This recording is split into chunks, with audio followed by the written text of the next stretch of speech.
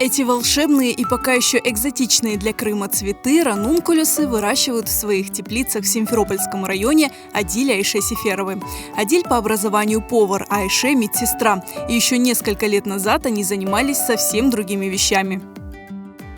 Мы занимаемся выращиванием цветов 4-й год. Но изначально мы занимались выращиванием кроликов на мясо. И я поняла, что я не хочу этим заниматься, я хочу выращивать цветы. И я подошла, показала ему фотографии, показала вот такие вот цветущие теплицы, показала цветущие грядки под открытым небом. И вот буквально за пару минут муж сказал: да, мне это нравится. Сначала был небольшой стартовый капитал и огромное желание создавать что-то прекрасное. Сейчас у Адиля и Айше Сеферовых несколько теплиц, в которых они выращивают дельфиниум, артишоки, разные сорта георгин, астры и зелень для флористов. Ну и, конечно же, ранункулюсы. Для Крыма это редкий цветок. Посадочный материал заказывается из-за границы. За несколько лет Адиль и Айше смогли подружиться с ранункулюсом и изучить все его особенности. Выращивание – это культура очень капризная. Она требует прям вот ухода. Я всегда шучу, у нас дети так хорошо не едят, как мы кормим наши ранункулюсы, потому что это очень, скажем так, прожорливый цветок. У него свои требования как и к температуре воздуха, как и к грунту, как и к схеме подкормок.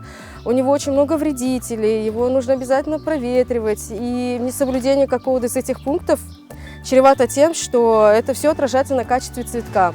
Выращивание ранункулюсов требует постоянного внимания. Работа в теплице начинается с раннего утра. В первую очередь я делаю обход всех теплиц, открытого грунта.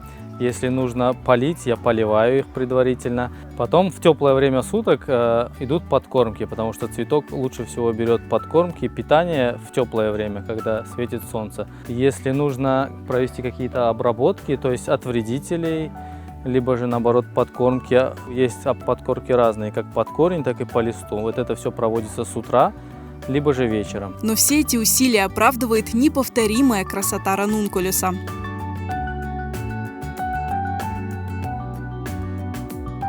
Он должен быть не только красивым внешне, но он должен быть с крупной головой, с крепкой, длинной, высокой ногой. Это очень такое важное требование для флористов. И очень долго стоять в вазе. Наши цветы стоят около 2 недель. Вот эта теплица у нас была посажена последней, поэтому здесь еще цветок есть. И срезаем мы, когда есть цветок во всех теплицах, каждый день, ежедневно. Сейчас через день, через 2. Срезанные цветы бережно упаковываются и поставляются в магазины и флористические студии по всему Крыму и даже за его пределы. Я на самом деле очень рад, что мы переключились с кроликов на цветы. Очень нравится, доволен, как слон. Выращивание цветка – это очень энергозатратно и финансово, и физически. То есть это очень много физического ручного труда. Но когда мы видим, когда он зацветает, это приносит такое колоссальное удовольствие.